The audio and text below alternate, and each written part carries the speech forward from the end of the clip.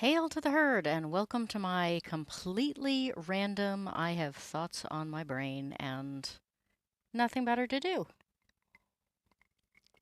Hello, Eraser. I wasn't sure anyone would actually show up for this at all. Uh, I just kind of wanted to ramble a little bit. Um, I had ended up in two conversations today, both around gaming and with some really weird ideas to me. And so I think this is mainly just a train of thought. And we're going to see how well I can form said train of thought, considering that I have had one decent night's sleep in the last week, and I've managed to fall and injure myself twice in 3 days. So, perfect time for this. Also, perfect time to find out whether or not I actually have any sound whatsoever.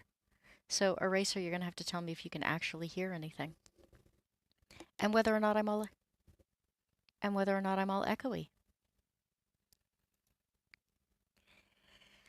Um, so yeah, I'm good. Excellent. No echo, no nothing. Sweet. Good to know. Um, so the two conversations that I had today, one involved the whole, what are orcs thing, and one involved the importance of rules in role playing. Now, I have to back up a little bit and talk about because, what it always comes down to is, well, it's just a game. And so I want to back up a little bit, psychology background, and talk about why do we actually game in the first place? Why do we play?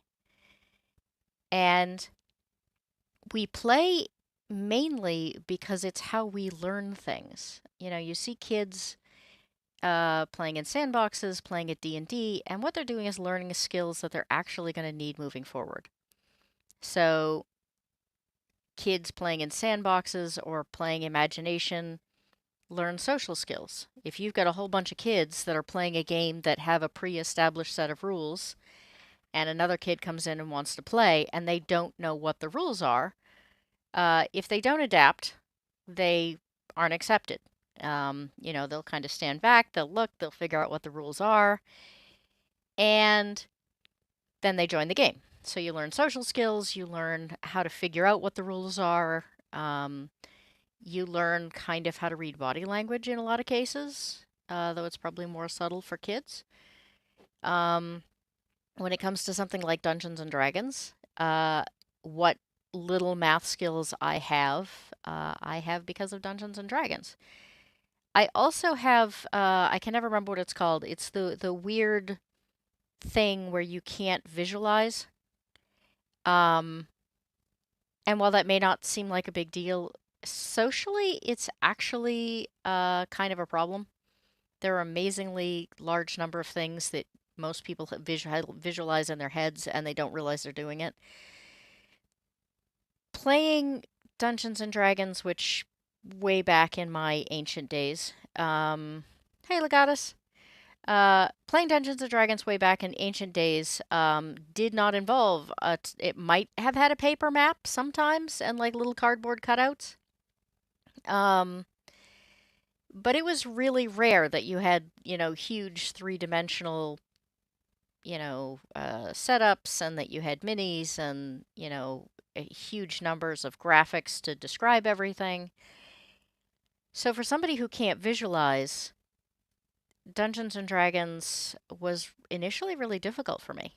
Um, yeah, exactly. AD&D didn't have a lot of the bells and whistles that they have nowadays, but it really helped me to adapt to the fact that I can't visualize, um, which has allowed me to function better in other ways.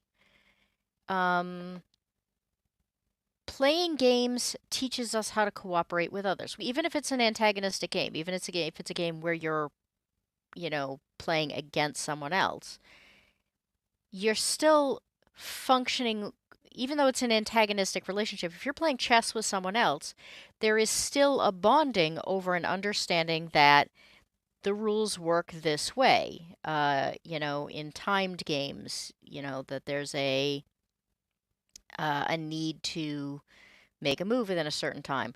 Like, there are all these, if you have handicaps, like there's an understanding that if one person is a lot better than the other, that, you do handicaps. These are social understandings that allow us to use games to build like greater bonds. Which brings us back to the conversations that I had that I found very confusing. I'm going to start with the Facebook conversation. One, because I found it less troubling and I think it's a little more straightforward. Let's see if I can actually like bring up my Facebook here so that I can share.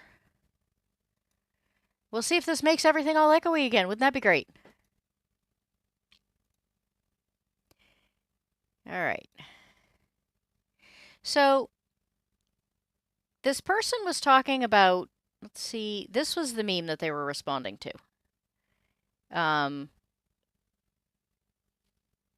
GM, it actually took me a while because this is not a very good meme. It took me a while to figure out what it was saying. So what they're saying is that the DM has a monster that rolls a critical hit on a new player. But because the players can't see the dice roll, the DM basically just lies and fudges the roll. That is the point of that meme. Whoops, hang on a second. There we go. What this particular person said about that was, the games are meant to be fun and escapism from the real world. Why let random inconsequential rules ruin the fun for players? Too many DMs approach role-playing games with a me versus them mindset, which misses the point. The DM and players should work on the game as a collaborative storytelling. When a situation, like the example given, happens, the DM needs to ask himself whether the random deadly encounter moves the story forward in a meaningful way, or will wreck the gaming experience for that player. Most players spend a lot of time creating a character. To randomly wipe out that effort for no good reason undermines their effort and trust. As hard as it is to carve out time for a group to meet and play, why ruin experience with a meaningless death? So, my immediate question was, how is there trust if your GM is lying to you? Like, this is the whole, like, basis of the dice rolls, is that you're not being honest with your players if you're fudging dice rolls. So what they're saying is, there needs to be trust by lying. That to me made absolutely no sense. The other thing is, games are meant to be fun and escapism from the real world. Yes, but they're also meant to tell a great story, and great stories have risks, and great stories, hey, Hat. Great stories have risks. Great stories have the potential for death. Great stories have characters with weaknesses. And sometimes, like, random bad things happen. I mean, I guess it depends on whether or not you're a Tolkien fan. Helping the players by ignoring when they... Yeah, that's exactly what I'm talking about, Legatus. I don't understand how lying to your players builds trust. Like, that to me is exactly the opposite of the point. And how do you play a heroic game if you go into it knowing the GM is going to bail you out every time? Like, how does that work? I am disturbed a little bit by the fact that so much of role-playing seems to have gotten away from the idea of heroism and more into, I want a story told about me. But I think, I don't know, maybe that's a little bit of a side note. But no, I don't think it is a side note. What this is saying is the game isn't fun for me if there's any chance I might lose. Yeah, exactly. Somebody, I'm not going to scroll through and find it, but somebody made a comment about if you're a GM and you're going to kill off one of your players, like, I worked really hard on that player, like, you should just grow up. And my response was, These are the rules I played with when I was 8, and I could handle them. I had the emotional capability to tear up a piece of paper and start a new character. And I don't know who it is that needs to grow up if adults are really struggling that much with the loss of a character that doesn't really exist. Um, yes, I mean, new players are learning the game. I do make some allowances in that, oh, I didn't know I could make that move. Okay, well, now you do, so back up and do the thing you wish you could have done. But that's different from, I'm going to protect you. You need protecting, you need saving. I might say there's even a difference if it's kids, but honestly, I'm probably not going to play a high death game with kids anyway. It's all about the camaraderie, the fun of being around your friends, and sometimes I assume that's the sake of the story. The DM does have the right to make changes if it's for the sake of the game. Um, yes and no. Uh, what is the point? So the yeah, that's the other thing, is that it's not like hitting zero like ever downs characters in most games anymore. But again, I feel like that's kind of the watering down of the game. Once upon a time, if you hit level 5, it was a huge deal because it was very difficult. It's sort of like the difference between playing Dark Souls and playing Candy Crush. Like, why are you playing Dark Souls if you can't handle like getting killed? Because that's the nature of the game. You're going to get killed over and over and over and over and over again. And you learn. Like, that's how you learn. I suspect a lot of the people who don't like their role playing characters getting killed also don't like Dark Souls. Um, but the thing is that the harder it is to achieve a goal, the more satisfying it is when you achieve that goal. And people who love Dark Souls games get that.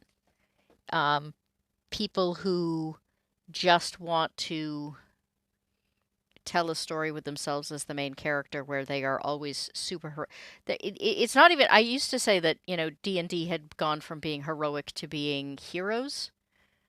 Um, and I'm not even sure that's right anymore because they're even above superheroes.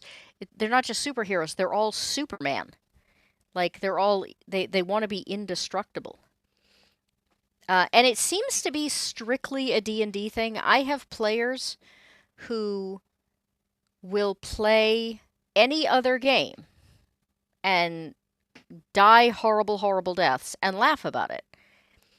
But the minute their character takes a hit in a 5th edition D&D game, like they get really angry because it's unexpected. Like you're not supposed to be able to die. Eraser, I'm pretty sure you're not supposed to test whether or not people can overdose on weed. Hat says, I came across an idea a while back called Dire Peril. It's a bit of a mid-ground on this subject. Essentially, it tells players their characters can die in a specific scene before they start.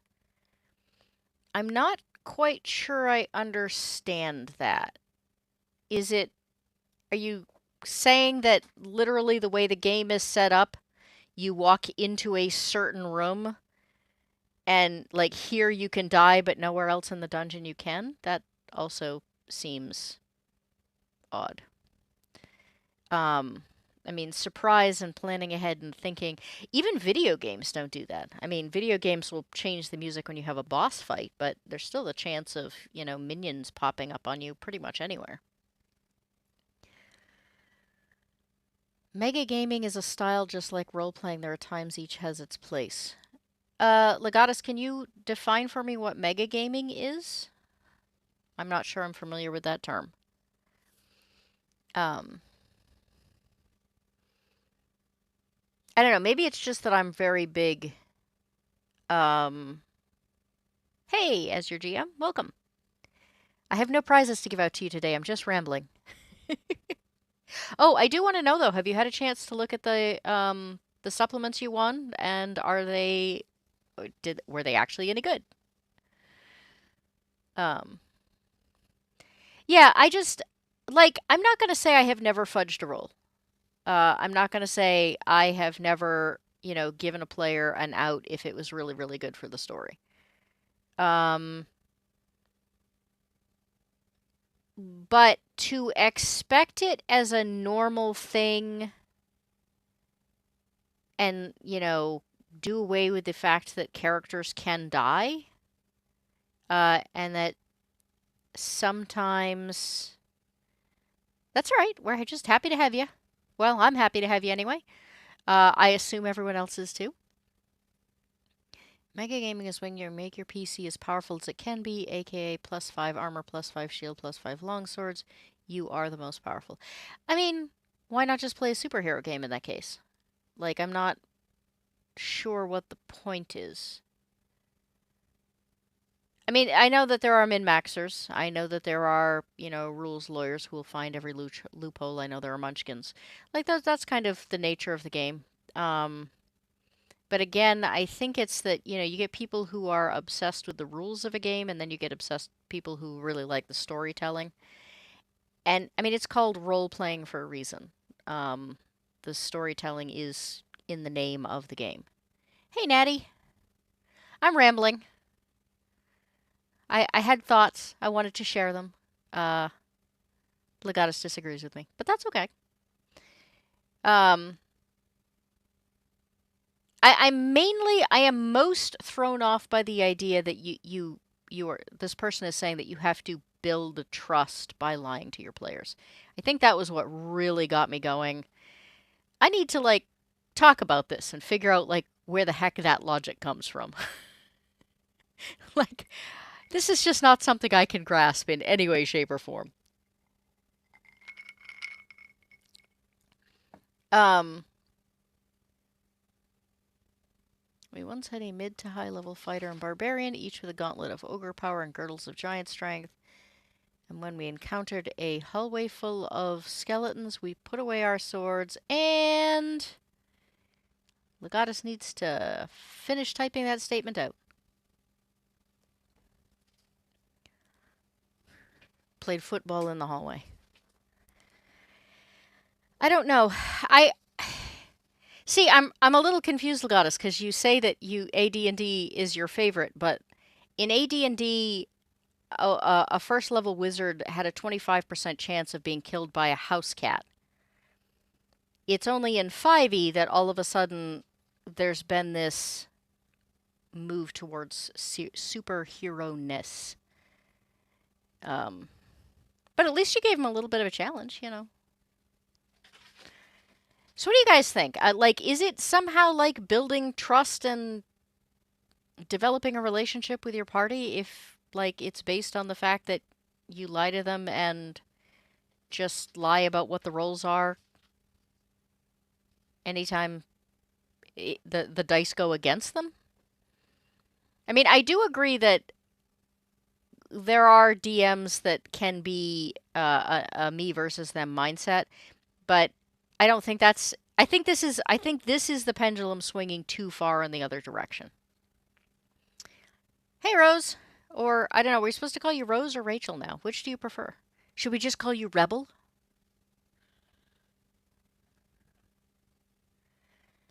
Sometimes just doing something chaotic for fun. Yeah, I mean, I guess, but I would also argue that there are RPGs that are better for that. I mean, Paranoia is the ultimate in chaotic fun. Toon does great chaotic fun. If somebody, put a lot of effort into doing a D&D game or Shadow of the Demon Lord or something that's generally designed to be more serious, like, why wreck it that way? Still call you Rachel. Okay. I mean, I kind of liked the idea of just referring to you as Rebel. And I was absolutely going to use that voice every time. Or that emphasis, I should say. What does everybody else think? I don't think I've really gotten an answer either on the building trust by lying.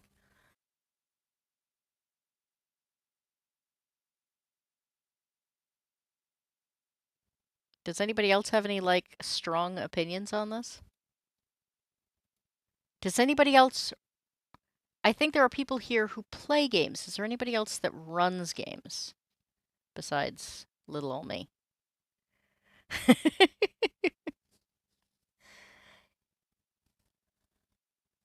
Silence. Crickets.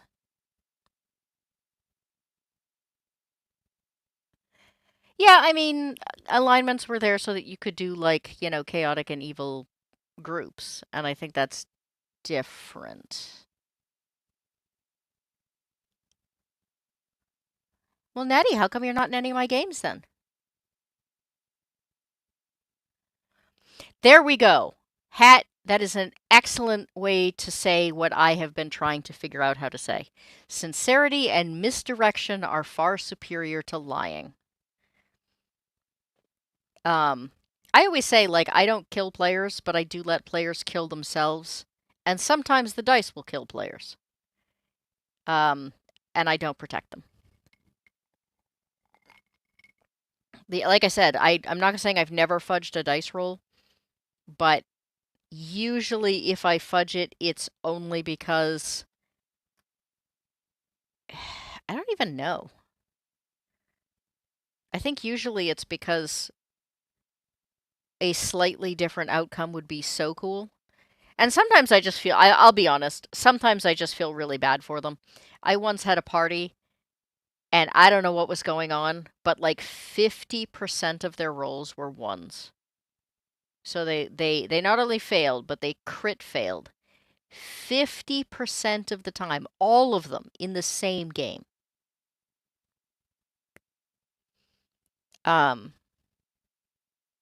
And I mean, the universe just obviously hated them that day, so I had to help them out somehow. Well, that's just silly. I mean, I have games specifically designed for newer players. I mean, how do we ever get new players into the game if we're not willing to, like, have new people? That's ridiculous. We'll fix that.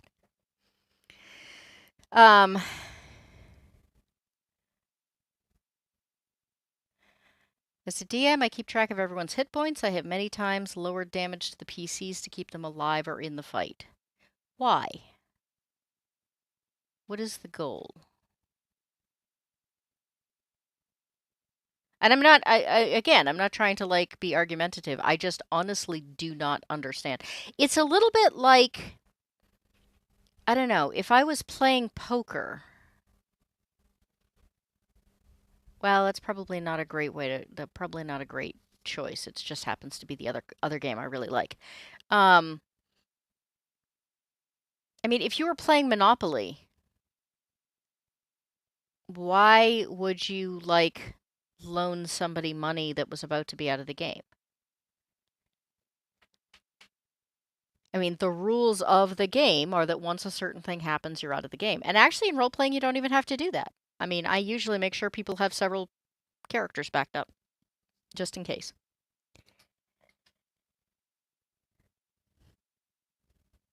Yeah, I love Tiny D10. That is... People, I don't know why it is that everybody thinks they have to start with D&D. That is one of the worst systems to start on. Tiny D10 is great. It's one of the few fantasy games I still really like, and I've run the same adventure like 3 times at conventions, and I still enjoy it every time.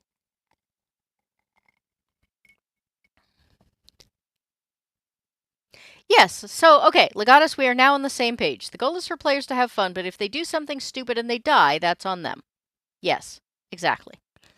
My argument is I wouldn't be rolling the crit if they in most cases, I wouldn't even be rolling to land the crit if they hadn't already done something dumb. Hey, Rio. Welcome. I'm rambling.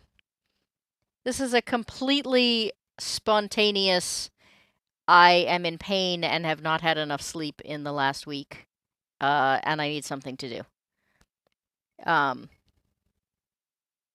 So yeah, just, join us for as long as you can and go when you need to. Yeah, D&D is the most popular, so they don't know where else to go. Yeah, I actually made a Twitter post the other day. I said, you know, We scientifically know that goat's milk is better and less expensive to produce than cow's milk, but no one in the United States ever drinks goat's milk, at least compared to the rest of the world, because we are so ingrained with the idea that cow's milk is better. And this is the same logic that makes everyone think they have to play D&D. Um, yeah, Hero Quest is good. Some people are still searching for the crit. Yeah, it's not that D&D is a good game. It's that they have good marketing. Um, yeah, I've never understood why people don't like goat's milk either, Natty. Here's one for you. This is a total side note, but I'm just going to do it so that I can gross everybody in the chat out. The actual best milk for human beings to drink is horse milk. It is the closest milk to people milk, uh, as far as digestibility goes and proteins. Nobody drinks that. Yeah, there's a lot more variety in goat's milk depending on the breed. I wrote a paper on it once. Yeah, it's why the Mongols used to drink horse milk when they were on in the field. They would only ride lactating mares, and they would just drink the horse milk as their while they were out riding because it's actually really good for you. But I'll tell you, I have run it by a few people. I said, if I could prove to you that horse milk was much, much better for you than cow milk, would you drink it? And the look of revulsion on every single person's face has been hysterical. Um, all the I believe in the science people, they don't really. They believe they believe in habit. Yeah, they did. There was no refrigeration, so um, most societies before refrigeration either fermented it or made cheese out of it. Uh, I started to write a book on this once, but so I could really easily go off on this with you, Natty, but I'll try and vaguely stick to my topic.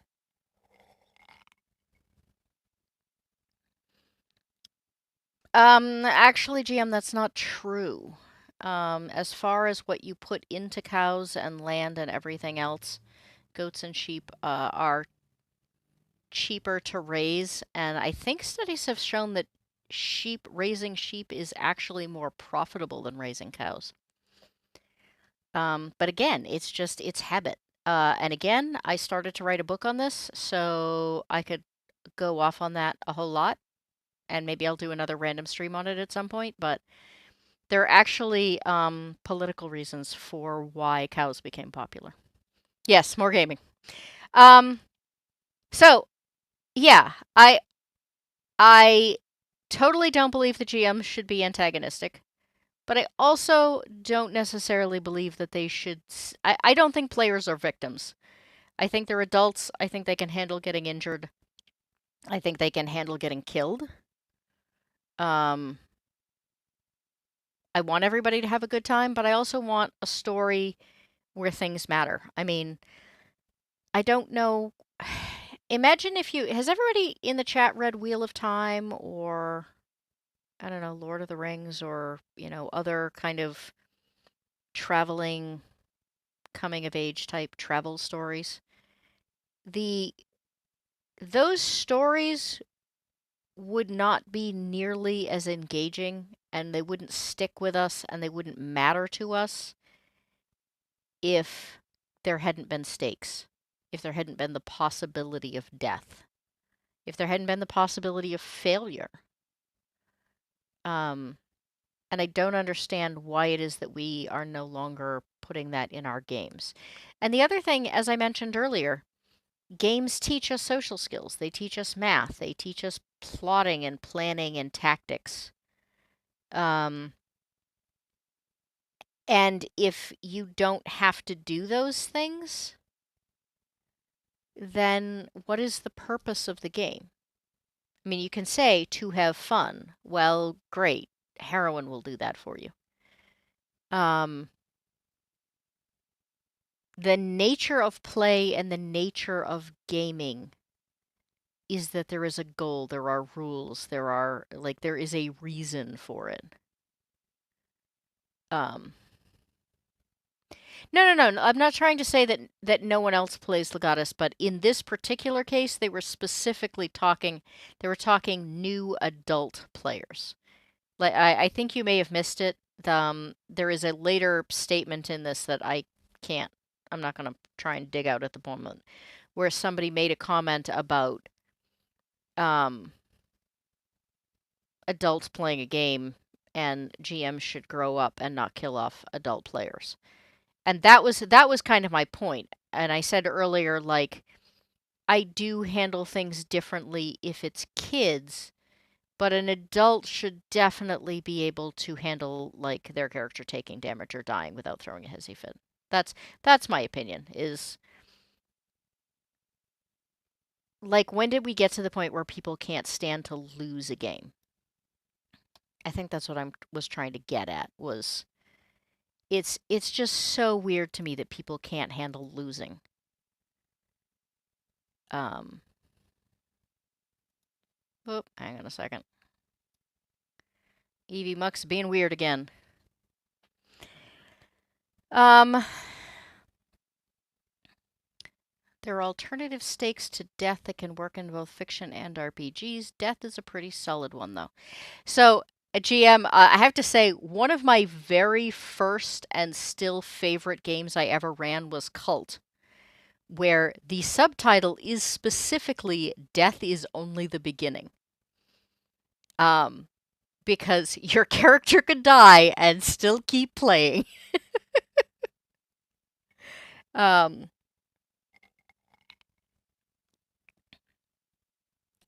I think DMs do want to make stories, but what is the purpose of a story without a captivating antagonist and um, without stakes and without the possibility of loss? It's not a story, I don't even know what you'd call it. I mean, the very function of a story, the very structure is that there needs to be, a build up and character development and climax and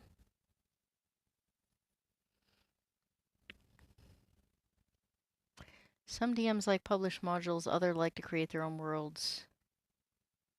Yeah, it depends on the modules. In general, I prefer my own adventures. I did, however, recently discover a Shadow of the Demon Lord dungeon that I am completely addicted to now and am running for like two different groups just because it's so well done. But pre-written adventures by their nature kind of hamstring players, and I'm not crazy about that. All right, I think I'm losing track of the chat here. Uh,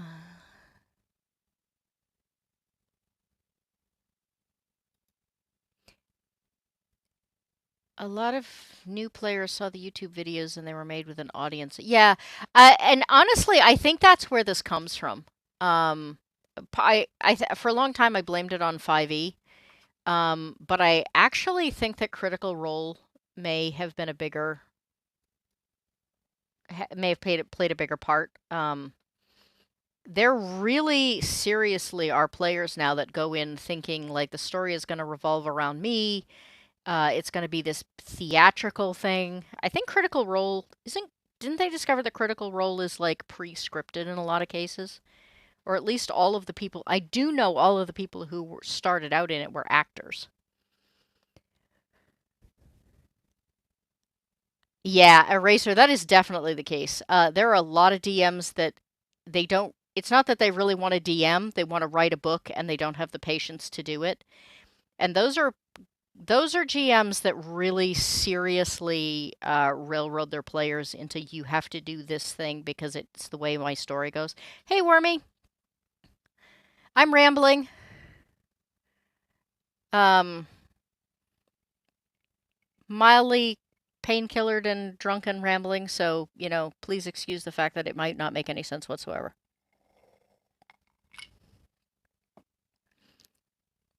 Yeah, I think that's fair, Natty.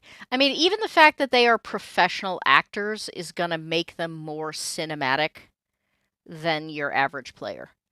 And a lot of people come into gaming thinking it's going to be that cinematic because they've seen Critical Role and they think that's what gaming is like.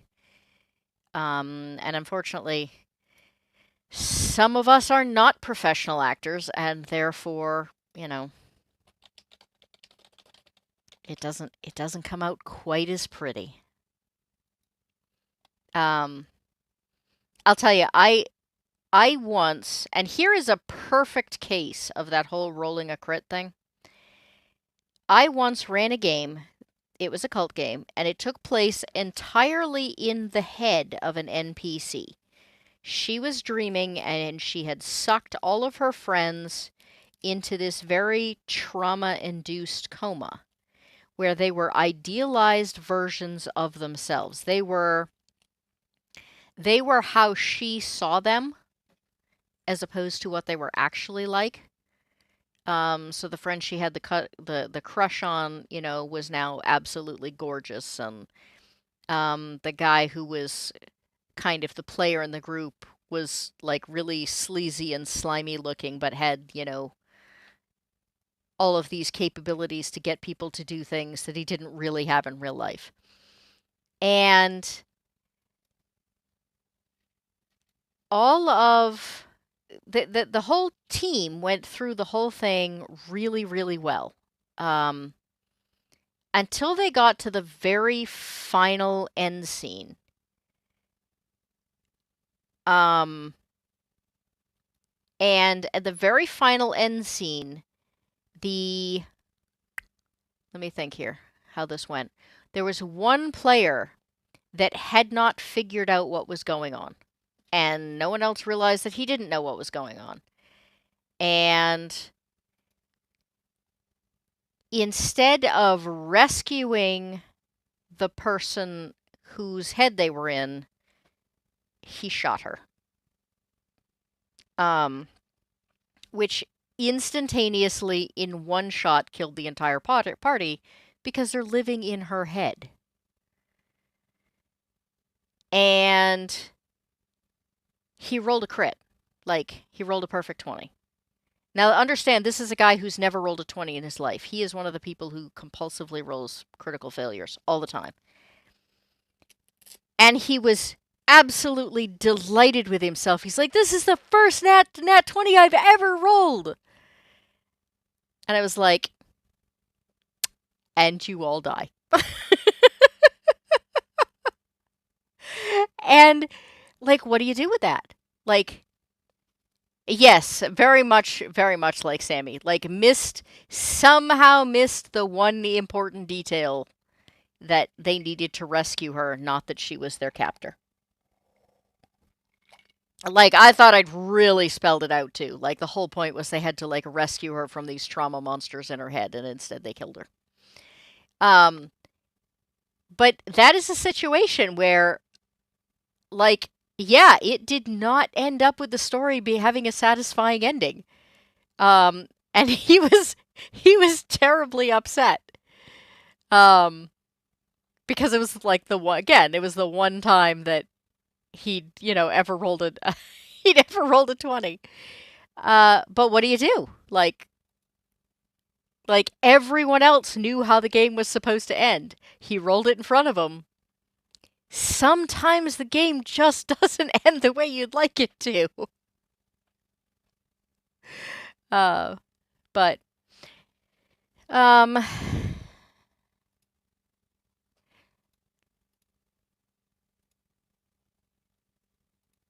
this is what I was talking about earlier. Like, the nature of a story is that you have to have an incident, you have to have rising action, you have to have a climax. And granted, there are different ways you can do gaming. Again, I'm not talking about things like Toon or Paranoia, which are... Yeah, she no longer has the trauma monsters. But they killed her and all of themselves. All of the other players were like, no, I tried to stop him. They all failed. They all rolled terrible. And I have to say, actually, every total party kill I have ever done.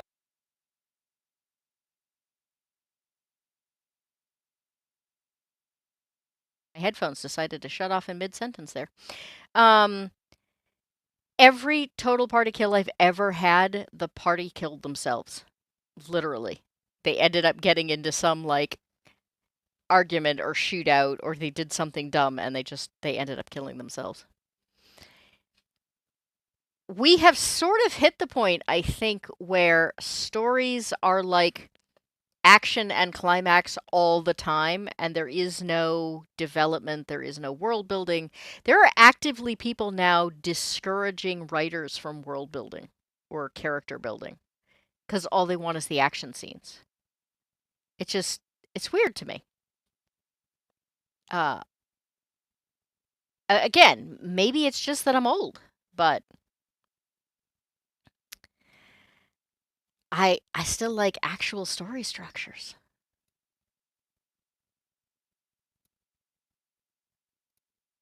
Which I think is a nice lead into the second bit. The second one was I have to find the actual picture. So the argument was that you can call anything an orc because orcs aren't real, and therefore you can make anything into an orc that you actually want. Um, hey, Witch Queen.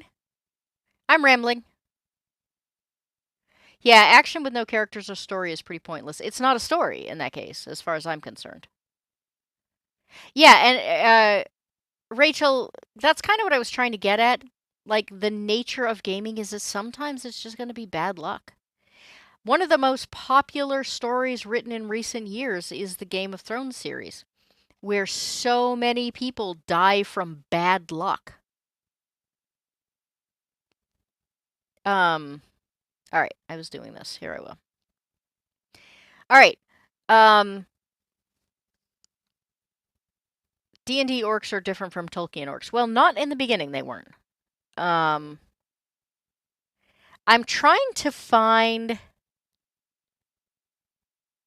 they had a picture of a creature that was basically the body of a crab and the head of a rabbit. And their argument was this is an orc.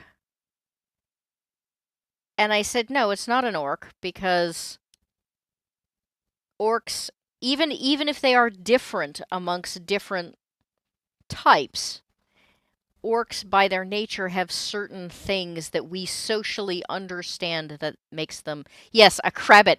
Oh, Wormy, I totally wish I had thought of that. Um man, I'm gonna kick myself for not thinking of that for ages now.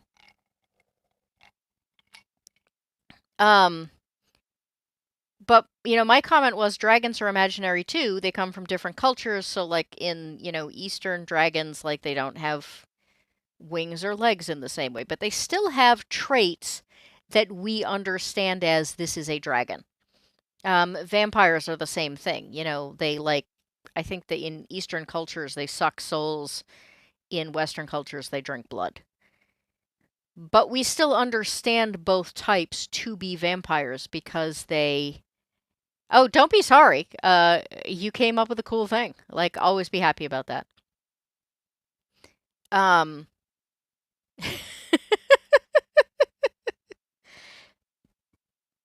that my logic was that living in a social structure means that we have language, and the purpose of language is that we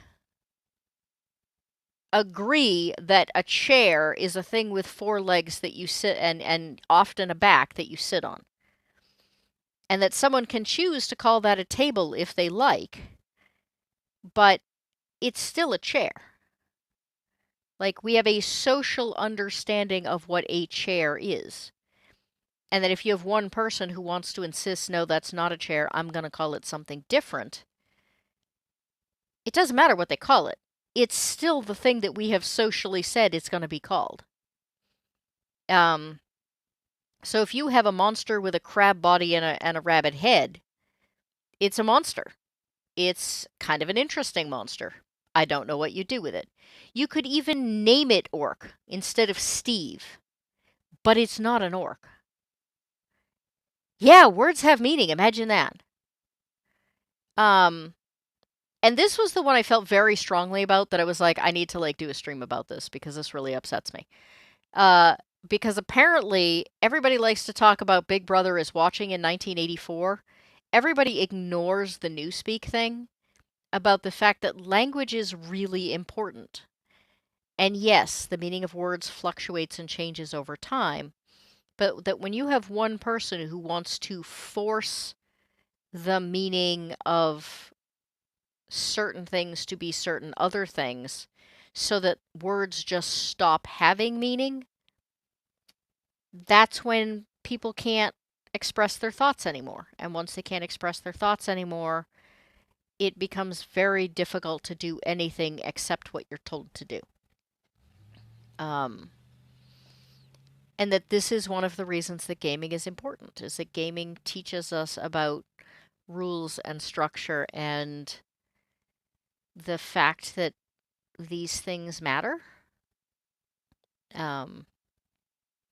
Yeah, prophetic, that's kind of exactly what I'm getting at, is that there is a movement in society, but especially in gaming, to say that the words that we use to describe things don't actually matter anymore. That, there's no such thing as evil. Like, it doesn't matter how we understand the term, it doesn't really exist. Things that are scary or bad or dangerous, like mimics in D&D, are now being made into pets. It's a ghost Twitter because no one human uses anything but dark mode. Yeah. I had it, pardon me, I had it on dark mode at one point, and then it reverted itself back, and I haven't been able to get it to change ever since. It's very frustrating. And so I'm very concerned because of what I said earlier, that, oh, I'm being chewed on by a rabbit. Because of it, and it's just a plain rabbit. It is not a rabbit with a crab body. Because of the fact that gaming and games and play are so important to how we develop as adults, I'm very nervous about the fact that there's this huge push to make the rules and the structure and the words used to describe these games. I'm very nervous that the push suddenly is they don't mean anything. Yeah, evil characters are now just misunderstood people and we should pity them. I think that started with well, I don't know that it started with it, but there was a Dracula movie.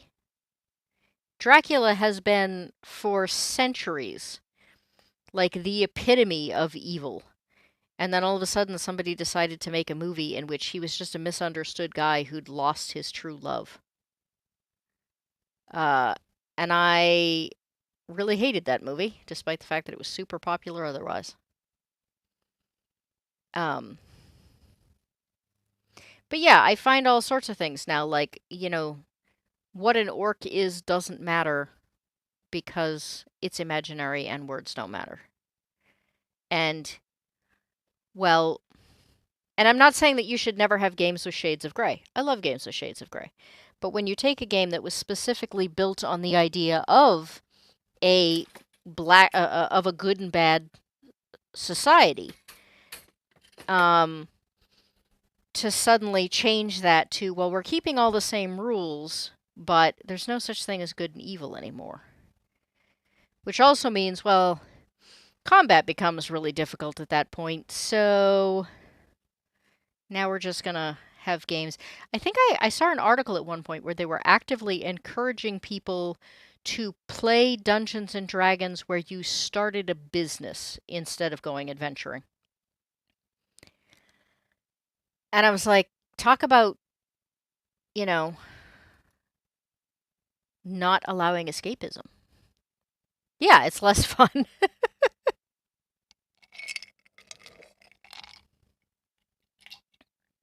Yeah, orc lives matter. I don't know that it's just the orcs though. I mean, the other thing is that it really does away with the real life social concept that the society you are raised in will affect how you behave. I think that ignoring that fact is not a great move and is detrimental to people in general.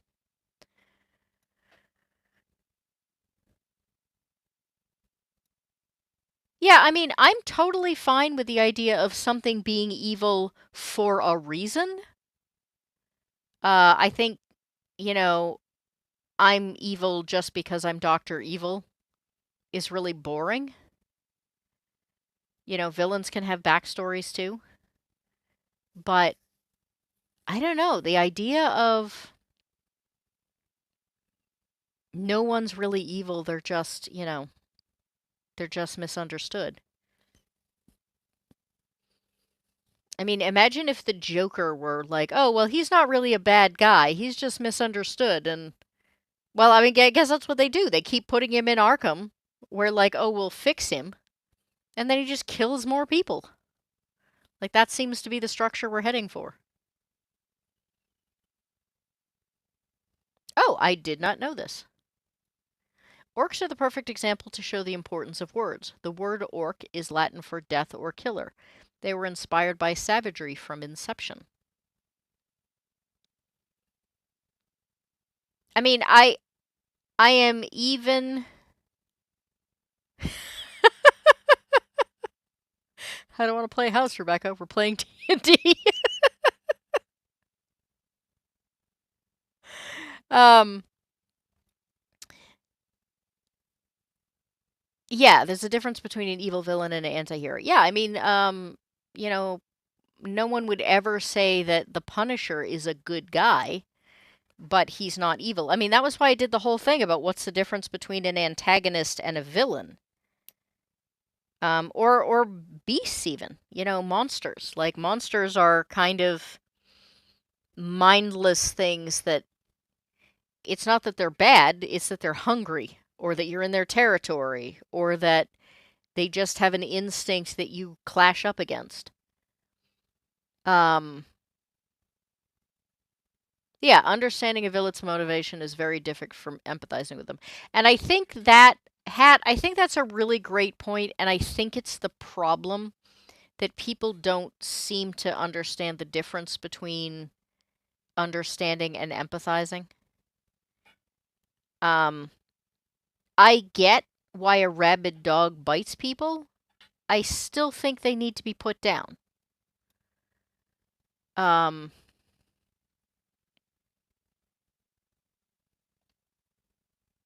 ooh, we have a debate. Thought orcs descended from the word, I can't pronounce that, in Old English, which was related to evil spirits. Either way, still still descended from bad guys. I'll tell you the two ones that really frustrate me are the Fae having become tiny little things with wings that, flutter around and grant wishes. I blame Disney's Peter Pan for that. Like, I don't even like the idea of Fae as a player character. Like, the Fae should be unknowable and mysterious and, making deals with them is going to cause you all sorts of trouble, and they're mischievous and they don't really think the same way we do and they don't feel the same way do we do, and their society doesn't function the same way we do.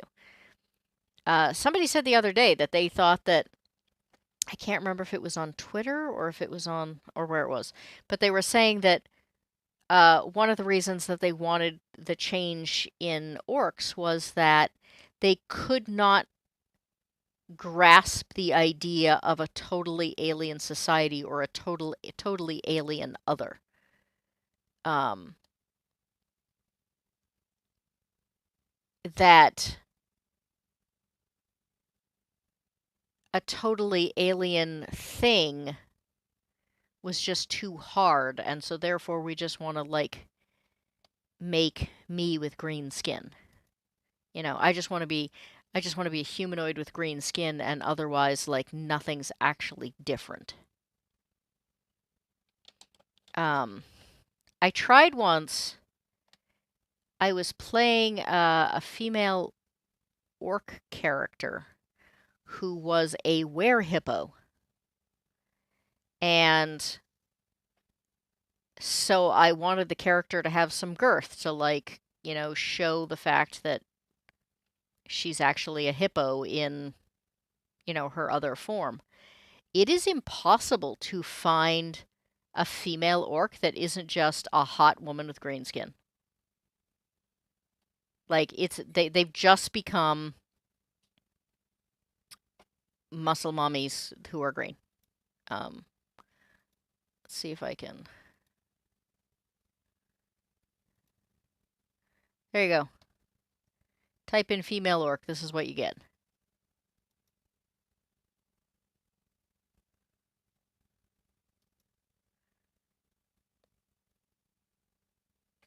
Like, there's nothing alien or different or, pardon me, everything about them just screams green humanoid.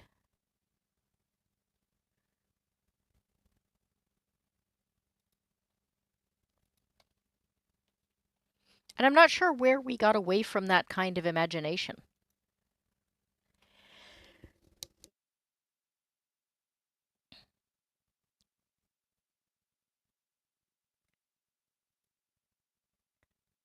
Shock those players into realizing that alien cultures can be human in addition to non-human. Can you explain that a little bit more?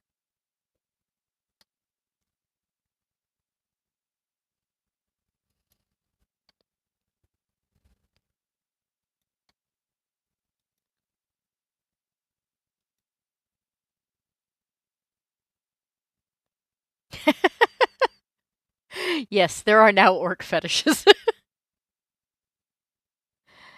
You know how I asked you to dress up as Slave Leia last week? Well, now could you just paint yourself green?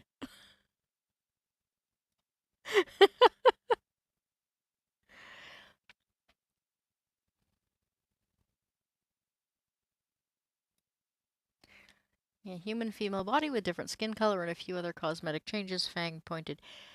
Yeah, I mean, it was one thing in like the original series of Star Trek where like, you know, they had no budget and no imagination and yada yada yada. But if like the next, well, even the next generation had everybody awfully humanoid. But like, imagine what Babylon 5 would be like if every single character, alien character, was just human with different skin color. Even the ones that are humanoid, even so, the Centauri look so much like humans that they talk about the fact that they thought that they were somehow related. And yet, the structure of Centauri culture is incredibly different in these like weird ways that catch you off guard every so often. Um,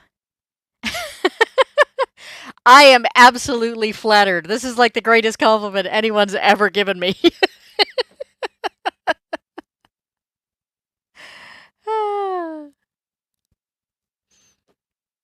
um, of course they were babes, Natty. There needed to be a reason for Kirk to sleep with them.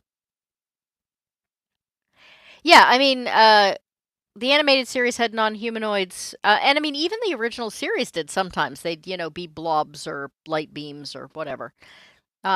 It's a lot easier to animate truly weird things, though. But my point is that we somehow are. They couldn't do anything else. We've gotten back to the point where it seems like people don't want to do anything else. Um, it's the whole I can't see myself in this. That weird.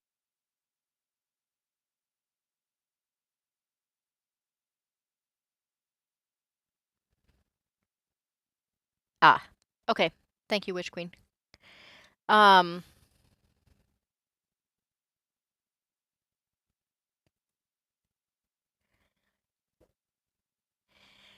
Moral and ethical standards are completely alien to our worldview today. For example, all kind of atrocious human behaviors are recognized and allowed within the temples of the gods of Tukami. Tukami? Tuk I don't know how you pronounce that. Um, yeah, I mean, I think there is an easy way to go about it by saying, well, all these terrible things are normal to them. Um, I think it would be fascinating to have a game or a movie or whatever where there is something that just they are so beyond what we consider good and bad. Um, but I don't know how you do it in a way that people would relate. Um, we present Avatar aside, we anthropomorphize everything. Um, you know, People are determined to assign human behaviors and norms to animals and now to friggin' mimics. So, we have a bit of a pot and kettle thing going on when the anthro goat woman is concerned about how the human the orcs look. Um, I mean, I'm a cartoon. Like, if you had a green female in Toon, that wouldn't bother me at all. And it's not that I'm concerned about how human the orcs look, it's that I am concerned about people's inability to think outside their own lives.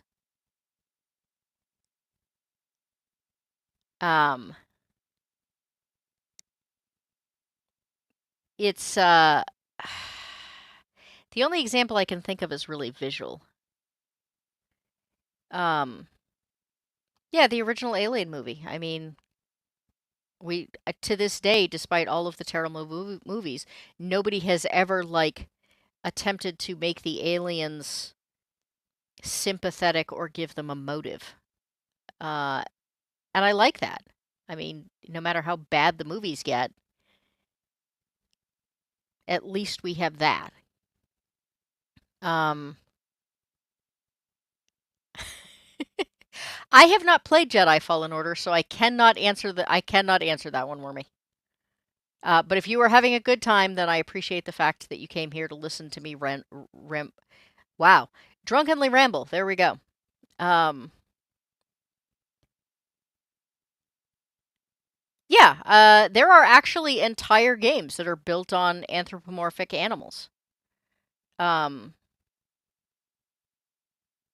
but one would hope that there would at least be a certain amount of animal to that anthropomorphic animal and not just humans that have animal heads. I don't know. I guess I'm worried that we're in the name of creativity, we're losing creativity. And in the name of having a good time, we're losing great stories. And in the name of being inclusive, we've decided that means language doesn't matter.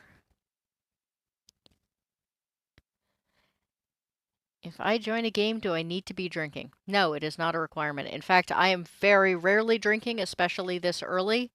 But I fell and hurt myself, and it makes for a great painkiller. I am a bit, but I'm a bit not allowed. um,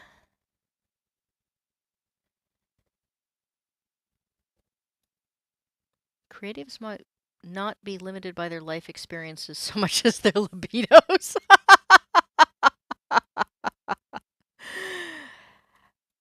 Well, yeah, there does seem to be a whole lot of, I can remember the days where like GMs dreaded the murder hobo, and now I swear every GM dreads the bard that is going to seduce everything, which is, yeah, I would never allow that. Was the drinking occurring before the accident? No, it was not. Um, I was tending animals and I turned my ankle and I fell. Um,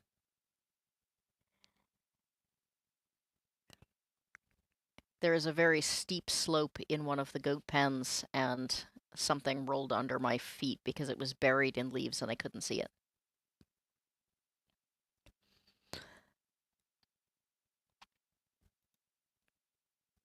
Yeah.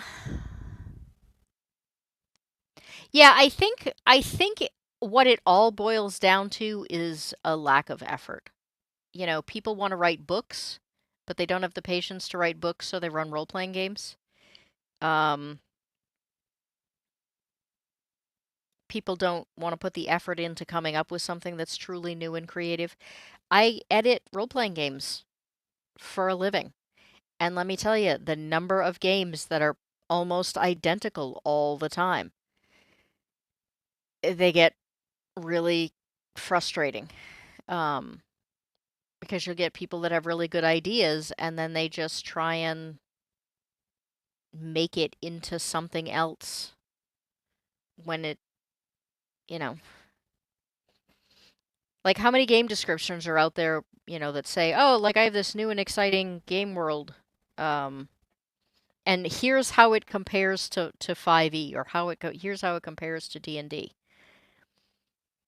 And then there's the same thing with language. You get people who will make a game and it's an interesting creative game, but then they will change almost every indie game does this. Instead of just saying game master, they change the word game master to something else. Um, for no particular reason. The game master still does what a game master does. And when you start doing that with multiple terms, what you're forcing people to do is not only learn a new game, but a new language. We can't just talk about this the way we've always talked about it.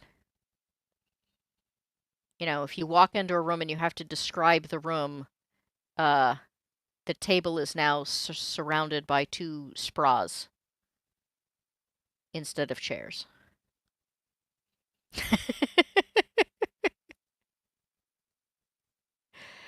Do you mean God?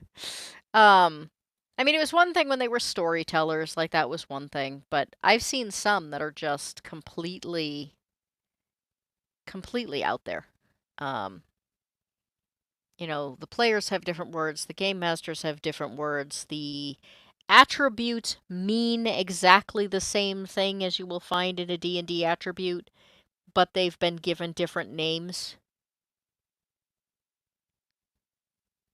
I still use DM. Game Master is too new for me. Uh, I actually like Game Master better because Dungeon Master only works if you're in a dungeon. And very few of my games involve dungeons.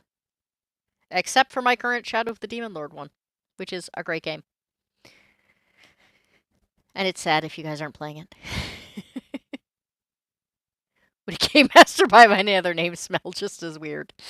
Yeah, the lingering effects of, hygiene stereotypes. But anyway, that was pretty much all of my rambling.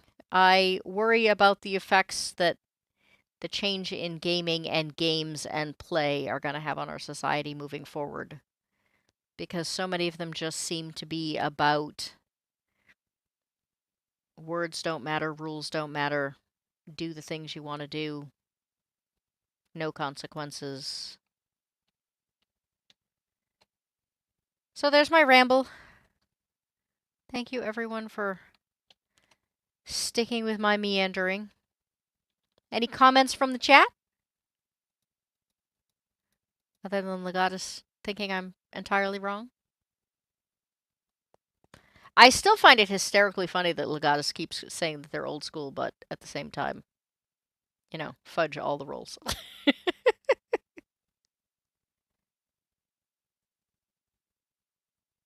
I don't like the fact that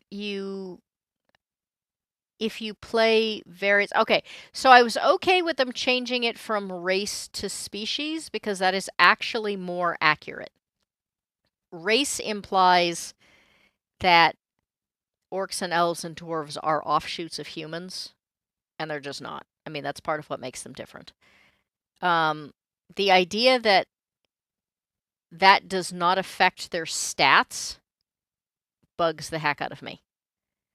That's like saying every 5'1" person has the same chance as a 7'1" person at playing basketball. And that's just not true. Hat, I agree with you. Sometimes new language is part of the immersion. But I'm talking about cases where they're changing things for the sole purpose of saying I'm not Dungeons and Dragons, when everything else is exactly like Dungeons and Dragons. Mystery isn't what in Shadowrun. Hello, by the way. I don't think I greeted you when you came in.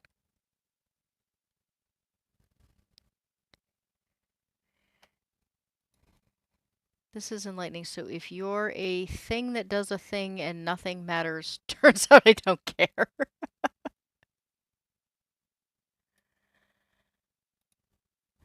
Yeah, absolutely. I try to stay offline on Saturdays, though lately I've been failing miserably. But yeah, let's see what we can figure out. I'm still trying to find out what is or isn't in Shadowrun. Uh, Somebody mentioned Grimm earlier. I have an ongoing joke thing with Grimm about Shadowrun in the fact that I really enjoyed the second edition of Shadowrun, and he hates it because he does not want elves and magic in his cyberpunk. Oh, other races come from humans. Um, I don't know what the current stance is on that. Um,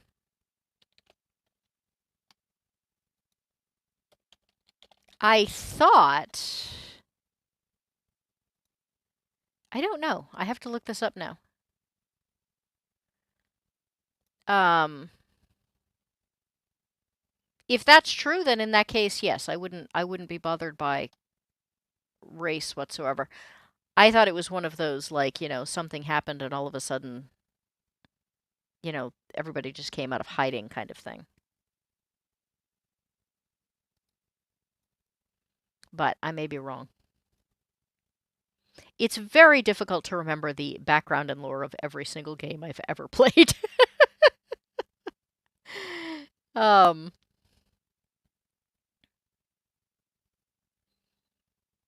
Especially since it has been a very long time since I played or ran. Actually, I've never run Shadowrun. I've just played it. Um, it yeah, it's been a while. I don't think I've played since I was in college actually. I kind of miss it.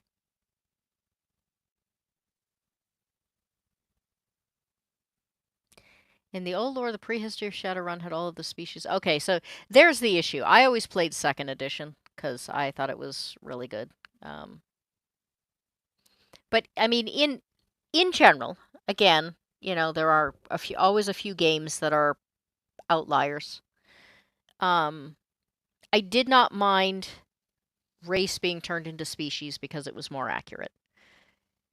I do mind a lot of the changes that were made otherwise.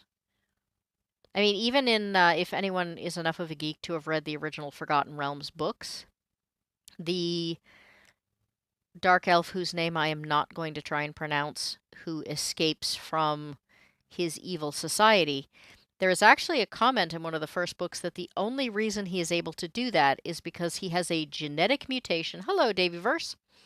He has a genetic mutation that allows him to tolerate light better than his brethren, which allows him an option to go somewhere else. And that none of the others have that eventually he has a sister, I think, with the same mutation. Um, but that they're stuck in this cycle of men being in slavery and the race being bad because there are no other options. They can't see other things because they can't go out in daylight.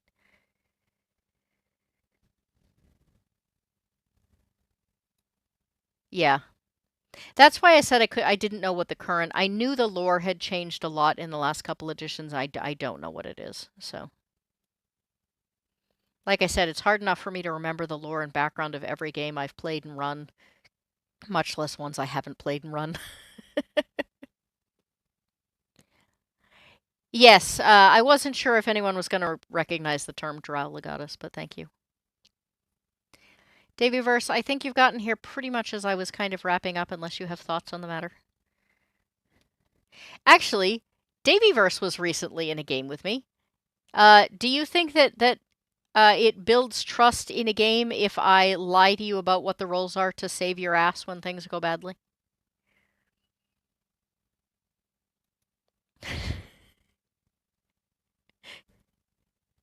Davy's gonna be like, "Is this a trick question?" Natty, that was the original. The original Facebook question was that somebody on Facebook said that GMs need to build trust with their players by lying to them about what the dice rolls are so that they don't die in the game. So that the player doesn't die in the game. And my response was, I don't understand how lying to people builds trust.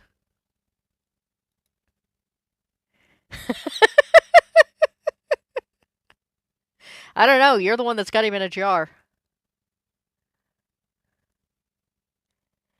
I think so long as you don't say anything, it doesn't matter. What do you mean, Natty? Like, if you lie to people and don't get caught? Is that what you were saying?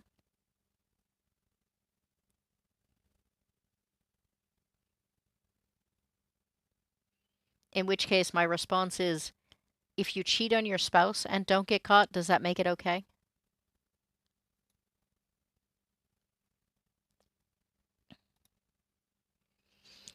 Players need to learn sometime. You make a bad roll and then you die. It's a good life lesson.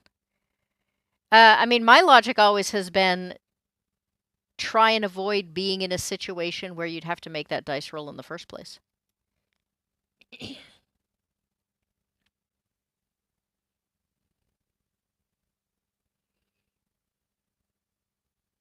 Not what I asked, though, Natty. What I said is, does it build trust with someone to lie to them for their own good?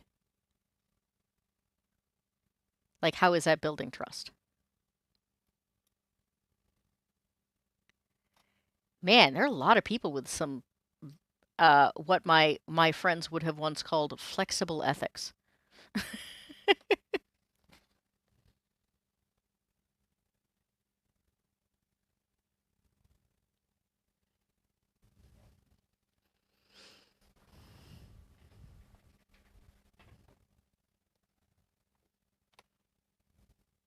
Hmm.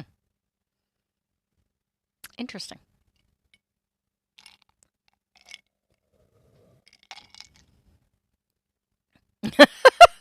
White lies or lines. Uh, so here's a question. We were talking about storytelling in games. What if I roll well and the death, or I roll badly, but the death of a character would actually make the story better for the overall group?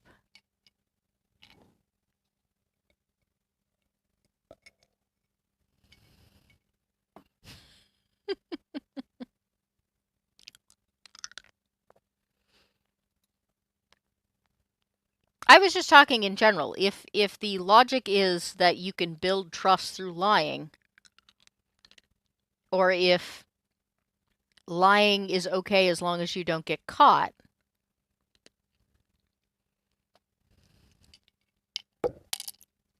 I mean, the entire purpose of this was how games affect how we look at real life.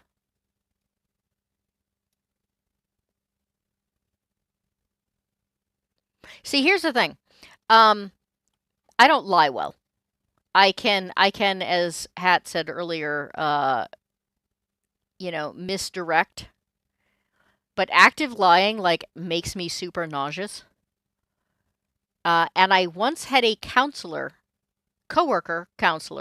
tell me that I was a terrible person because I couldn't lie. And I thought that was the weirdest statement ever.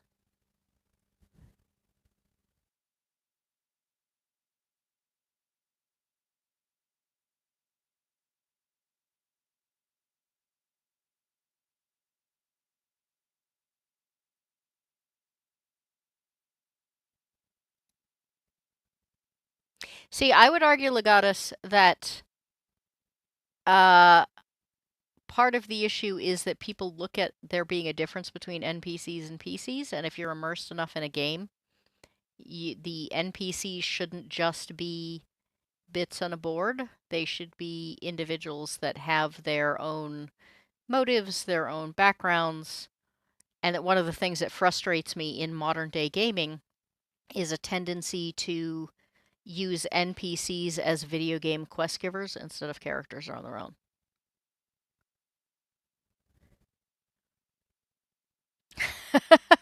Here we go. Hat and I run exactly the same way.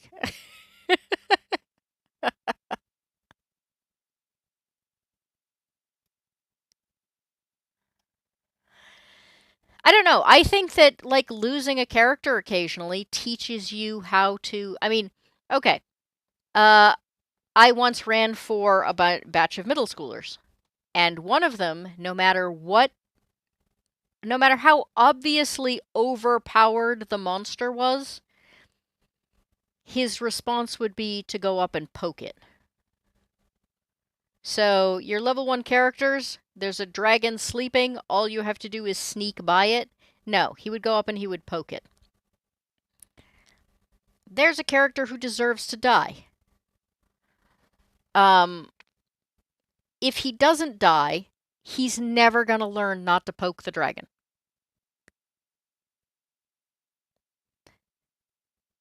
Wormy, I now have an entire visual in which all of our lives are just God trying desperately to run a role playing game. Thanks for that. I'm going to have nightmares now.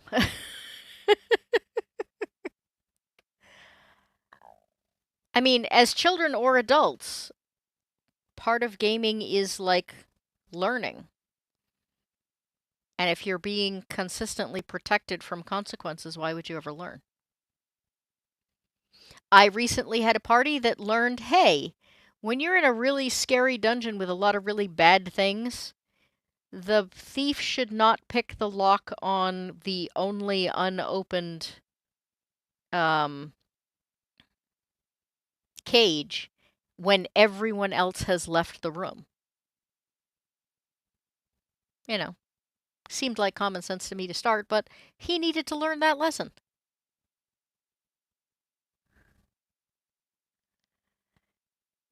I think the GM's job is to be a parent in some way, a guide for the story. You have to help them or let them learn the hard way. That seems very condescending to players. I mean, unless you have children for players. Like, I would be really irritated as a player if I'm guiding the story, yes. Um, but being a parent to the players, I would consider super condescending.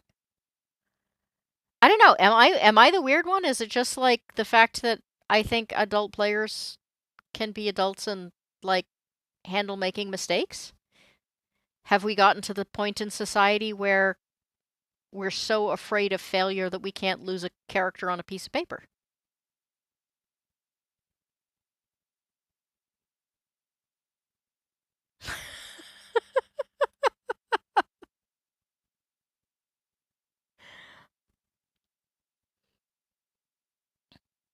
You also learned that burrowing caterpillars make excellent pets, apparently.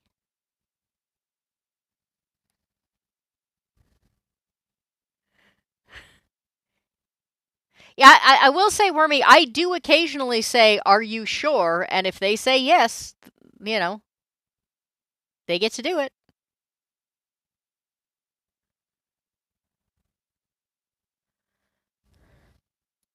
Okay, this is humorous storytelling. That's an entirely different thing. And if your Kender lived through it, even a Kender would learn from that experience.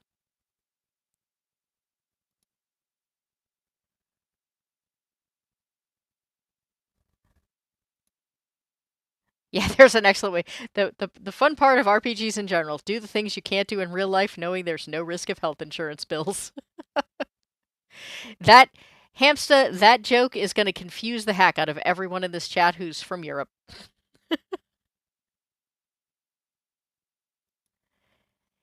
Yeah, this is what I mean. This is the kind of thing I'm talking about. I'm really concerned about the fact that people can't handle failure. I mean, I like to win, don't get me wrong, but I wouldn't destroy a game because I lost.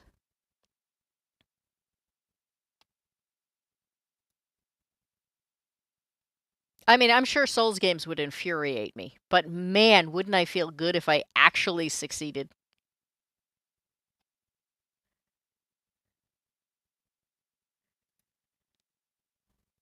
Yeah, this might also be true.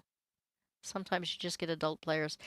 I think it's just that we're not great about teaching. There's been a whole thing about the fact that they no longer teach resilience to kids in school. And that's how you end up with adults that end up in mental hospitals because they broke up with their significant other of 2 weeks and the world is coming to an end. And yes, that is a real thing. Hey Blaze, welcome. I'm sort of winding down a little bit. I've just been rambling and ranting and discovering that apparently I am far more ironclad on truth versus lies and good versus evil than many, many people.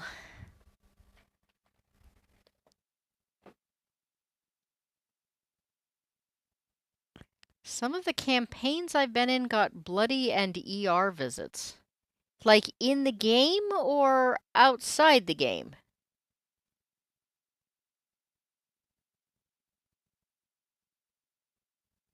Because I'm real concerned if people are getting in actual fistfights over, like, role playing.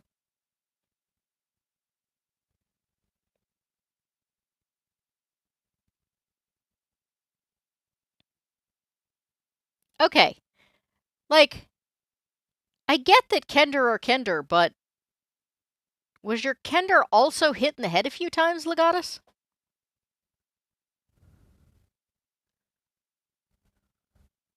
I got to see Oops for a second time.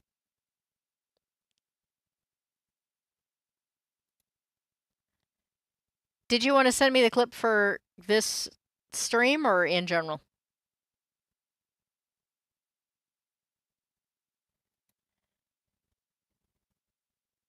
Welcome, Icarus. Yeah, I think that's my take is that yeah, I like things to go well. I like, I don't, despite the jokes, I don't like it when my players die. But I'll tell you, I think in some of the games I've run, it's the stories of people dying gloriously, like that's what people remember. Like, does Lord of the Rings have the same oomph if Gandalf never dies or never, like, falls off the edge and everybody thinks he's died? Um, does, um, does Game of Thrones have any punch at all if Ned Stark doesn't die at the end of the first book? Spoilers.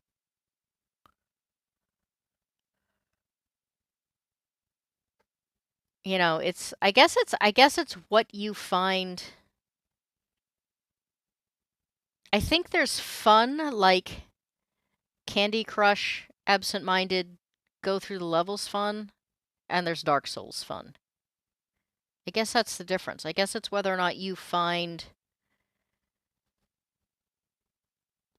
I don't want to say easy achievements because the later levels of Candy Crush can suck, but um, I mean, there's help me out here with the language, folks in the chat. You would argue that there is a difference between winning a level in Candy Crush and beating a boss in Dark Souls, yes? After the 200th time?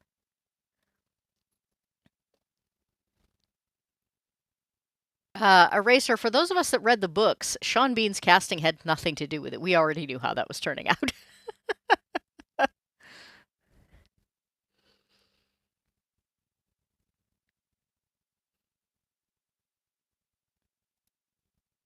I guess it's, to me, it's the difference between people that like McDonald's and the people that like, you know, a ribeye. And I mean, there are people that do. For people who don't know, I used to work in a prison, and it was very common to hear people say that the first meal they wanted when they got out of prison after 10 years was they wanted to go to McDonald's. Those are not people that would do well at my table. Is the boss made of candy?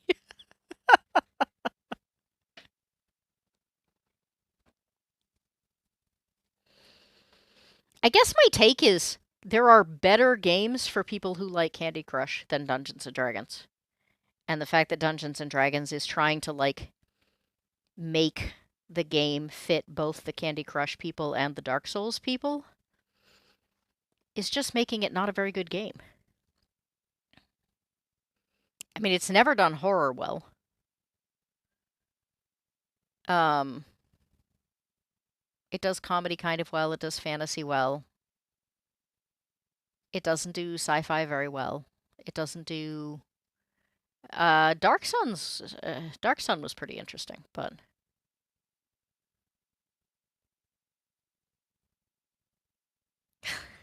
they just got out of prison. Clearly, decision making is not their strong suit.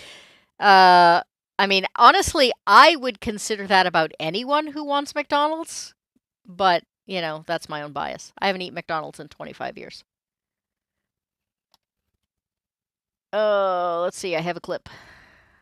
Let's see if Twitter messages will actually work, because half the time it doesn't work these days. That's why I keep telling people to message me on Discord instead. Oh, what do you know? I might actually have a successful, Now, Proctophile, is this you? Whoops. Hang on. Is this your actual combat?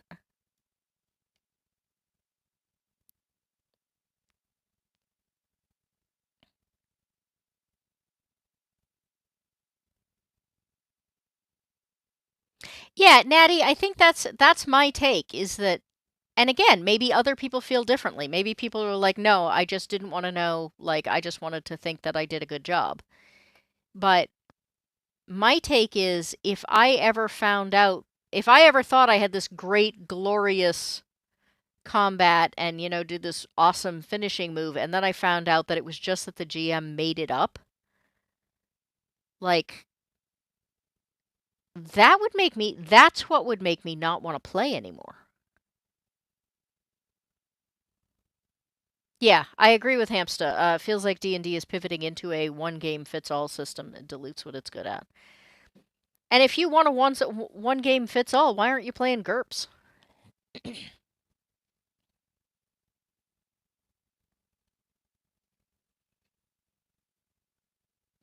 Oh, Davyverse, you're talking about McDonald's? It's only been a month or two. It's cheap blend. You know, it's safe enough. I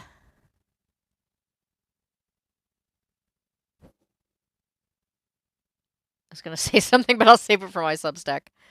All right, I'm going to play this just because Proctophile cared enough to send it to me, so I'm going to share it with the crew. And then we'll wrap up. Oh, shoot. You know what? I'm not sure it's going to let me share the sound. Hang on, let me see if I can... This thing is really weird about sharing sound. But we'll see what we can do. Behave.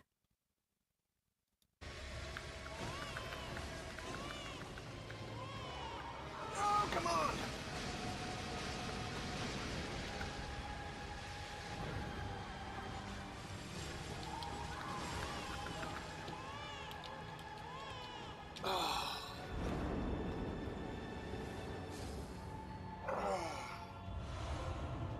I'm entertained that it is called prey slaughter.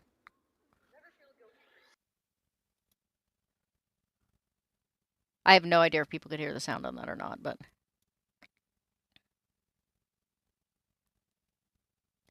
I was entertained by the terminology. Natty, I hope you have a good day if you're still here. Yeah, I will say I was talking earlier about games that, like, basically make the exact same game as Dungeons and Dragons, but then they turn around and just change words. It's very frustrating. Uh, Blaze has a game online called World Shapers, which is totally free, um, and is very different, um, and does not fall into any of those categories I was talking about earlier that frustrate the heck out of me. Can you do a game in flashbacks as the GM? Wormy, I did something like that once. I have always been frustrated by the whole Dungeons and Dragons trope about, like, you level up and suddenly you have all these abilities you didn't have before that had nothing to do with what you've been doing. Um, and so what I did instead was I had the characters landing. It was basically I worked in a little spell jammer. They were characters landing on a planet where the oxygen was really thin and it caused them brain issues, and they forgot who they were. And as they had flashbacks and remembered who they were and what their purpose was, that was their level ups, because they weren't actually increasing in level. They were remembering how to do things they already knew how to do. Um, just to try and give it a little extra twist. YouTube video series about GURPS to describe action scenes? Hamster, you'll have to send me a link. I don't play a lot of GURPS, but I'm interested anyway. So, all right, folks. Thank you very much. My rambling is done. I hope you all have a wonderful day. I appreciate you hanging out with me and listening to me meander. Anybody else have anything in the chat that they want to push or plug, or since you've all sort of been panelists with me? If anybody's got links or whatever that they'd like to drop, just message them to me in whatever format we usually communicate, and I will drop them in the chat for everybody. Fiasco. Ooh, I've never even heard of Fiasco. Thank you, Witch Queen. I'm done the whiskey. I'm already feeling much better.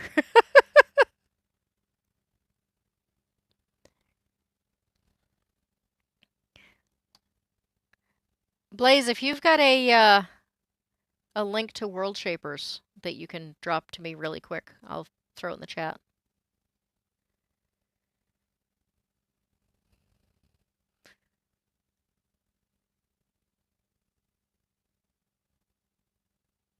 Huh, now I'm going to have to look up Fiasco. I'm not familiar with this at all.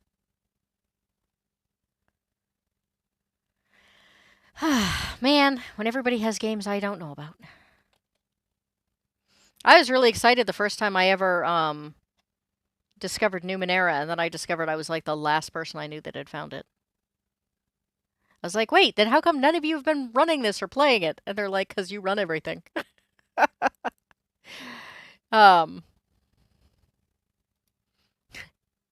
We backed the Kickstarter. We didn't actually want to do the work.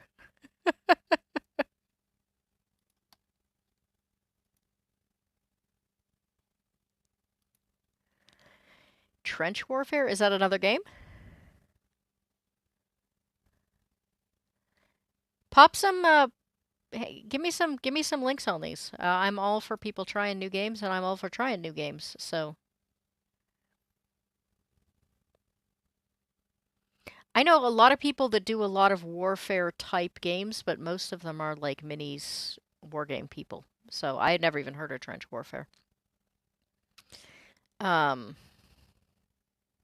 Trying to remember what the really big one is around here. That's like it's like a World War II Um,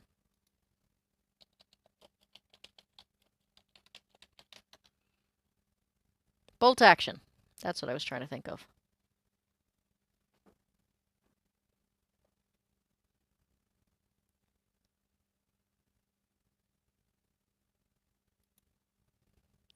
I don't like this. No one said I would have to think. I feel like I've missed something.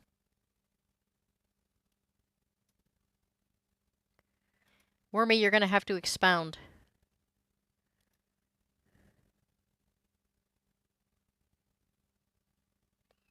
Yeah, Witch Queen, I really want to play the video game. I've heard great things about the video game. I have a cousin that's played it, and we tend to have similar tastes. Um, but yeah, I love. So I'm going to say right now, I would not recommend, or I won't say would not. I could not at this point recommend anything else by Monty Cook, but I do love Numenera. Davyverse has beef with Trench Crusade. I wish I wasn't getting ready to wrap up because I feel like that's a story. I'd be sending you a link so you could pop on and tell us that. Um, and Hamsta has thoughts. That does not sound promising. All right, it sounds like I'm not missing a whole lot here. The general consensus seems to be people aren't thrilled by it.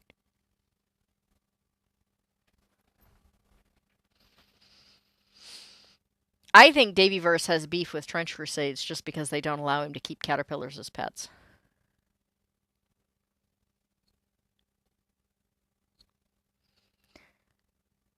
All right, does anybody have any other links they'd like me to throw in the chat? Games you think are worth playing?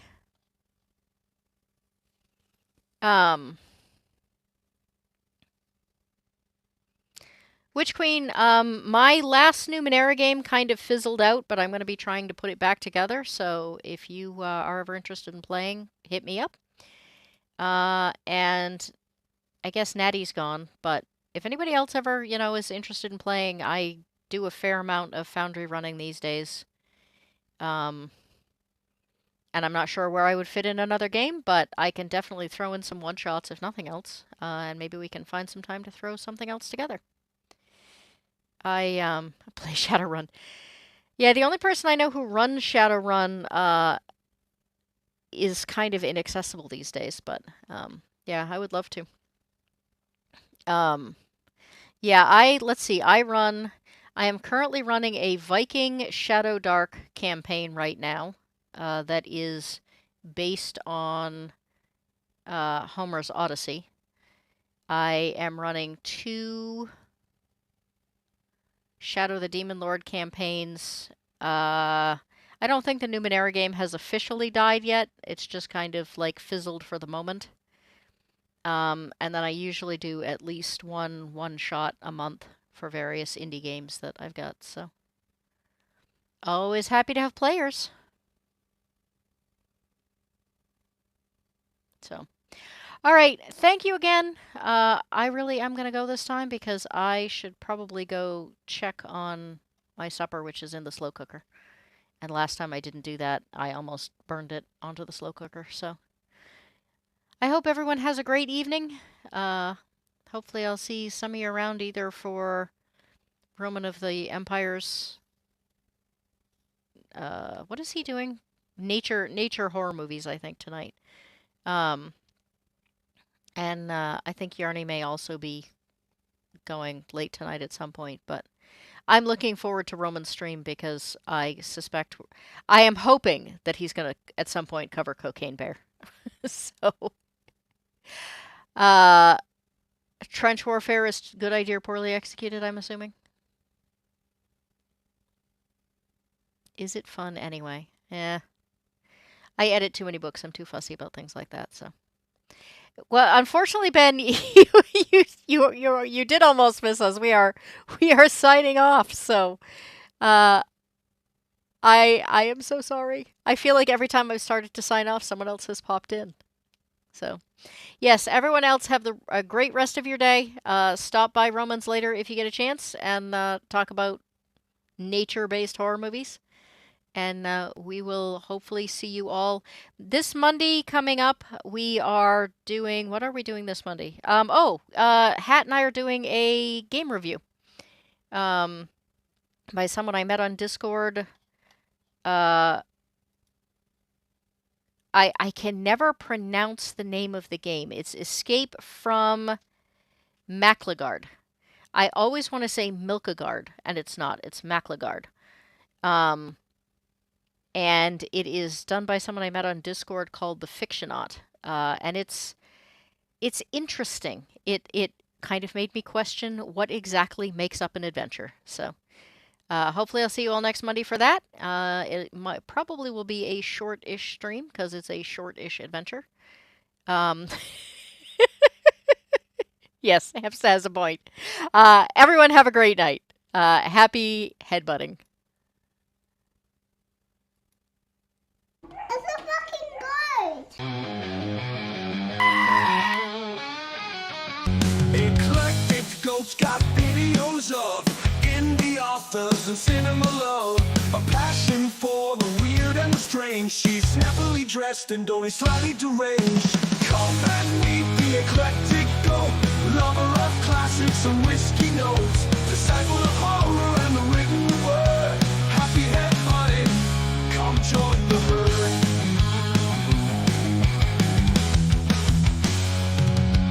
Shows might be a little improper. We've got real zombie, fake whizzes the otter, pizza in one hoof, glass in the other, deciding which role-playing games we will cover. Come and meet the eclectic goat, lover of classics and whiskey notes, disciple of horror and the written word. Happy headbutting, come join the herd.